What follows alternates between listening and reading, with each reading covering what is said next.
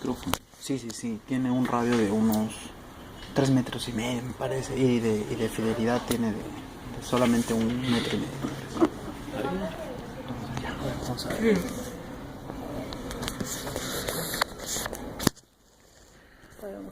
Yo los tengo. ¿Ah, con video? Sí, para que salga mejor. A ver, la primera pregunta, ¿cuál es su experiencia en el sector público? Bueno, ante todo, mi nombre es Daniel Enrique Hidalgo, soy ingeniero civil de profesión.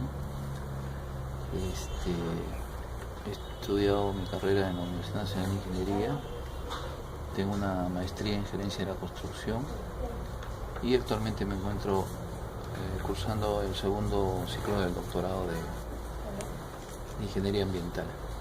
Mi experiencia en el sector público, de los 30 años de experiencia profesional, aproximadamente 15 años, la mitad de mi experiencia de los 30 años es en el sector público, de las cuales tengo aproximadamente 10 en obra y 5 en estudios. En estos momentos yo me encuentro trabajando en la gerencia, en la unidad gerencial de estudios, ¿no? El cargo que desempeño, acá en la segunda pregunta, es el de administrador de contratos. Y mi trabajo consiste justamente en administrar los contratos que adjudican a diversos tipos de consultoras, dado que es una gerencia de estudios. Hacemos tanto los trabajos de preinversión, los estudios de preinversión, como los estudios de inversión pública, ¿no? Los estudios de preinversión serían los de perfil y factibilidad, y los de inversión serían los de expediente técnico y expediente definitivo de ingeniería para los diversos carreteras nacionales que vemos, ¿no? Porque el sector, la dirección es Provías Nacional, encargada de las vías nacionales. Carreteras y puentes también, ¿verdad? Sí, a ver, la definición de Provías Nacional es la vía nacional que une las capitales de departamento o regiones y que tengan acceso a los puertos y aeropuertos del país.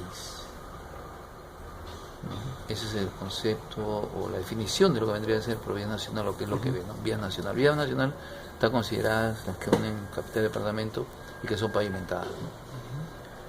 En ese sentido, nuestra red creo que tiene 30.000 kilómetros por el momento, y en las cuales en los próximos años, bueno, va a mejorar, a crecer, ¿no? En lo que es kilometraje, tanto en lo existente como en el desarrollo, ¿no? Para llegar a más puntos del país. Cuarto, ¿cuál es el proceso que siguen los proyectos de inversión pública a su cargo? Bueno, los proyectos primero se formulan mediante el concurso, ¿no? Esto obedece a todo lo que es la ley de contratación del Estado, ¿no? Todos los proyectos de preinversión, tanto como de preinversión como de inversión, o sea, los perfiles, factibilidad y expedientes definitivos, expedientes técnicos, tienen sus procesos para ser adjudicados con diversos consultores de acuerdo a la ley. Esto quiere decir de acuerdo a los montos, ¿no? Normalmente tenemos siempre concursos públicos, adjudicaciones de diversos tipos para poder procesarlos y adjudicarlos a diversos tipos de consultores que se encargan para la elaboración de estos trabajos. ¿Siempre se trabaja con consultores? Sí, ahora sí todo se está tercerizando. Antes hacíamos nosotros algunos perfiles, algunos expedientes, pero ahora se está tercerizando todo, dada la apertura de la política del gobierno para aperturar el mercado y que los privados sean los aliados estratégicos, ¿no? ¿Y eso es mejor o tiene sus ventajas? Teóricamente es mejor. Digo teóricamente porque un privado, el gasto general de un privado, el costo operativo de un privado, la eficiencia de un privado debería ser mucho más eficiente que la del Estado. Pero lamentablemente hay algunos parámetros que no nos permiten de repente que sea lo ideal, ¿no? Dice, ¿cuáles son los principales estudios que se consideran en el área? Bueno, Realmente ahorita son todos, pero ahorita hay una especial atención con los que corresponden a lo que es la corriente del Niño, ¿no? Todo lo que es Costa Sierra, ¿no? ¿Cada cuánto tiempo eso? Cada 4 años se ve eso, ¿no? Y el peligro de la corriente del Niño no es probabilístico, o sea, no se puede estimar, pero de acuerdo a los calores desarrollados en diversos tipos de climas que traen estas corrientes, se ha pronosticado que este verano va a haber un niño severo, ¿no? Entonces estamos tratando de priorizar todo lo que corresponde a lo que es los cuencas, ¿no? Las macrocuencas, para poder evacuar y dar auxilio a las respectivas poblaciones, ¿no? ¿Y cómo se está realizando esos estudios? O sea, ¿cuáles bueno, las medidas? con celeridad, ¿no? Tanto lo que es los estudios que dependen de esta área, que la gerencia de estudios, como la gerencia de obras, que son los que ejecutan, ¿no? Bueno, el país tiene pues macrocuencas, microcuencas y cuencas medianas, ¿no? Entonces, en ese sentido, se están preparando para que estén disponibles las carreteras de acceso, ¿no? En las carreteras, bueno, hay diferentes tipos de elementos, como puentes, obras de arte que vendrían a ser los badenes, los pontones, las alcantarillas, todo lo que, digamos, obedece a que la carretera no se bloquee, ¿no? Y obedezca un buen drenaje para que pueda estar operativa siempre, ¿no? Acá hay unas preguntas respecto a la etapa ambiental y conflictos, ¿no?, sociales. Y acá hay un especialista que ve estos tipos de temas y creo que va a ser mucho más específico, más preciso que yo por la experiencia que tiene. Usted solamente se encarga de cuando las demás áreas aprueban su parte, usted hace un informe general y eso se remite a la gerencia para que salga la aprobación. Sí, nosotros los administradores de contratos, nuestra función es más que todo administrativa y de gestión, ¿no? En la parte técnica. Entonces vemos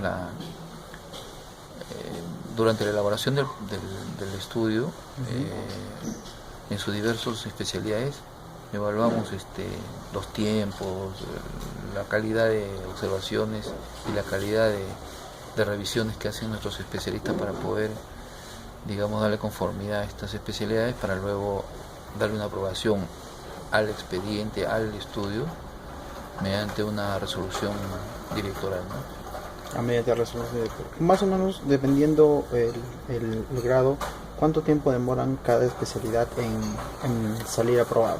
Bueno, lo que pasa es que cuando hace uno un estudio, hay las primeras etapas que son de tráfico, trazo, se aprueban primero. Tráfico y trazo son las primeras etapas.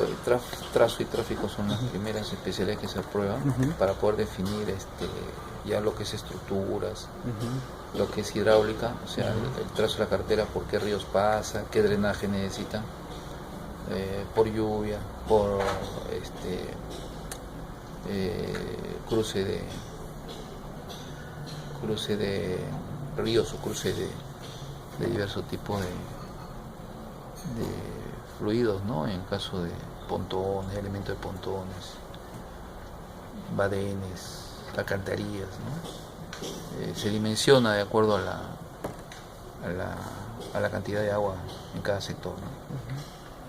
Ese es propio de la especialidad hidráulica, por ejemplo. Luego viene lo de suelos, para evaluar específicamente la base y dónde va a ir el pavimento, de acuerdo al trazo, y se entra con parámetros tanto de suelos como de tráfico y de cargas para poder diseñar este espesor de pavimento y de base.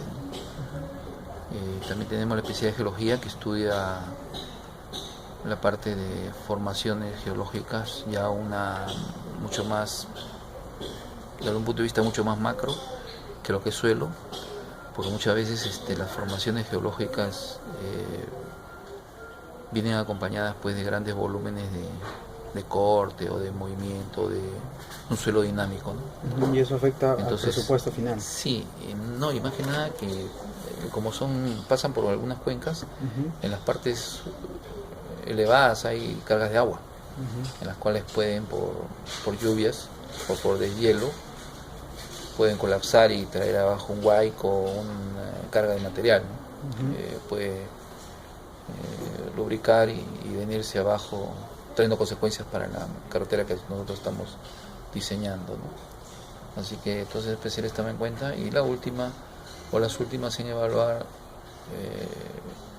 vienen técnicamente en la parte de ingeniería sería costos y evaluación económica, ¿no? Una vez que se tiene el precio, se va a la parte de inversiones para justificar, ¿no?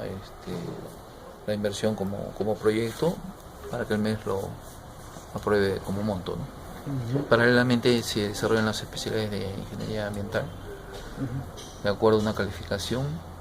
En la parte de preinversión se define si es un semi-detallado o un detallado para poder acompañarlo de un estudio de impacto ambiental que ve los aspectos sociales, PACRI, que es afectaciones, y el impacto medioambiental, ¿no? Los tres temas, ¿no? Y el tema que quedaría sería el arqueológico, que también tiene que estar previamente, conjuntamente casi con lo del trazo, se deslinda si se requiere un certificado de inexistencia de restos arqueológicos en la zona de trazo para poder tener tranquilidad que no se va a encontrar restos y no se va a hacer una intervención arqueológica, ¿no?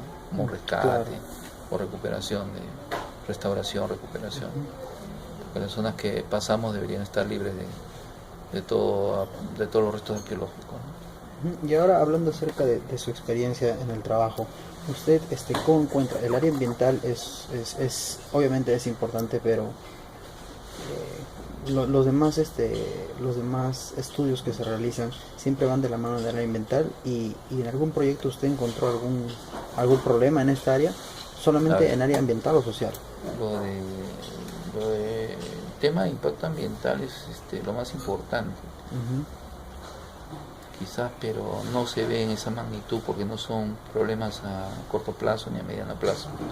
Se presentan normalmente a un muy largo plazo, pero los profesionales que trabajamos en este aspecto deberíamos de justamente estimar tanto el conflicto social como la parte de afectaciones y medioambientales, ¿no? Muchas veces los efectos ambientales se hacen por forma acumulativa, ¿no? Tanto el problema de agua, de afectaciones de suelos, como contaminación de aire, ¿no? No es de un momento a otro, pero normalmente los estudios medioambientales son pobres porque no trabajan o no avisoran el largo plazo, que es lo más importante, ¿no? Y usted mencionó que son pobres. ¿Y cuál es la recomendación que usted daría para que se pueda hacer estudios con mayor seguridad o proyección hacia el futuro? Probablemente hacer un estudio más profundo de lo que es la parte de geología y formación geológica, mediciones medioambientales como de aire, agua, porque el problema del agua es la distribución y el uso. Claro. Entonces nuestras obras de arte que obedecen a un drenaje para mantener la carretera están diseñados con un mínimo de consideración, ¿no? No están diseñados para grandes masas de huaico o de lluvias o de climas. Entonces por ahí que lamentablemente hay un tema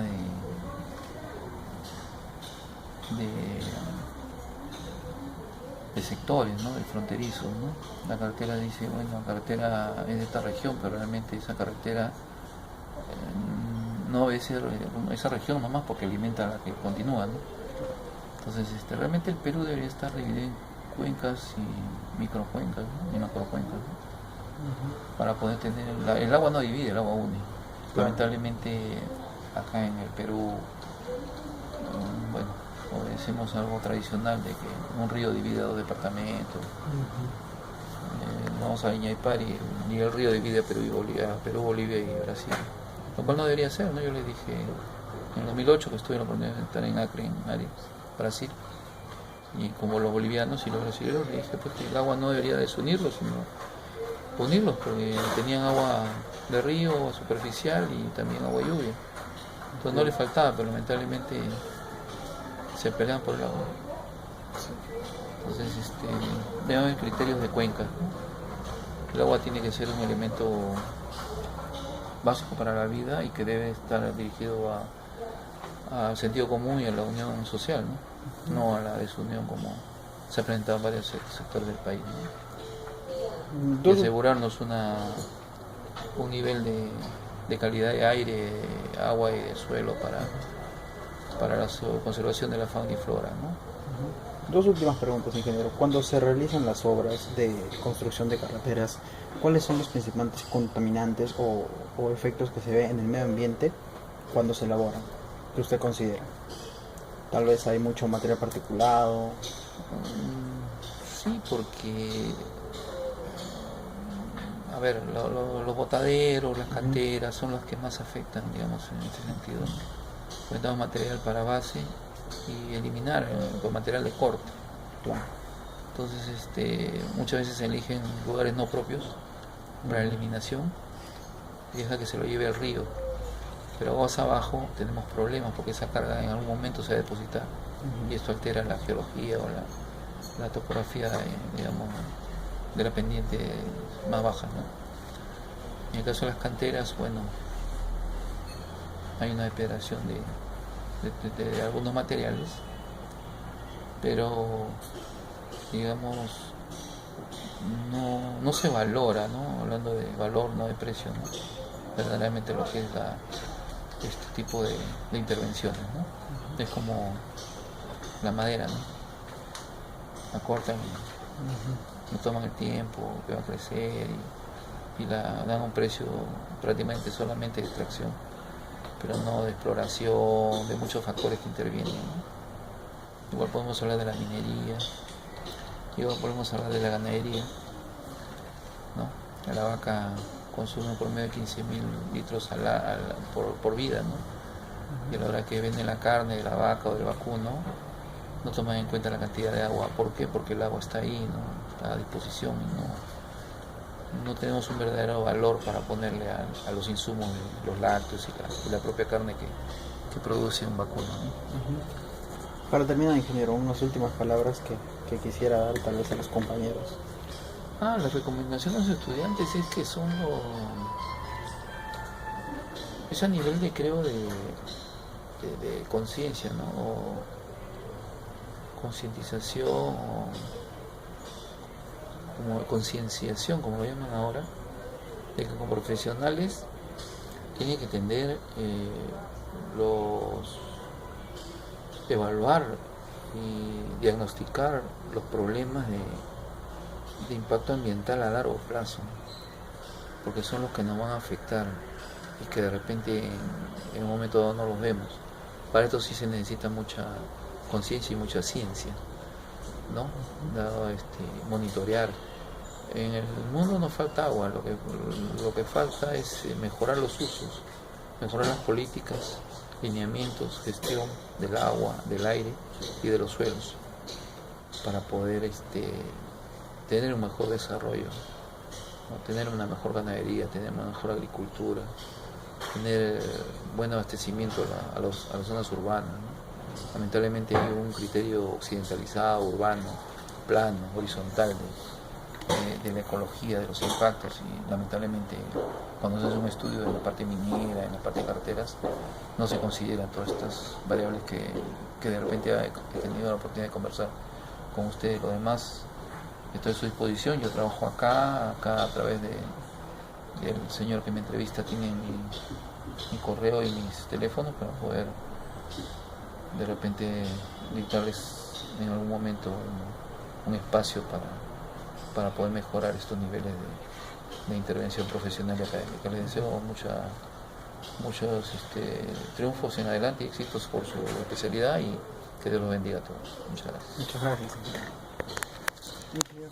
Muchas gracias, señor.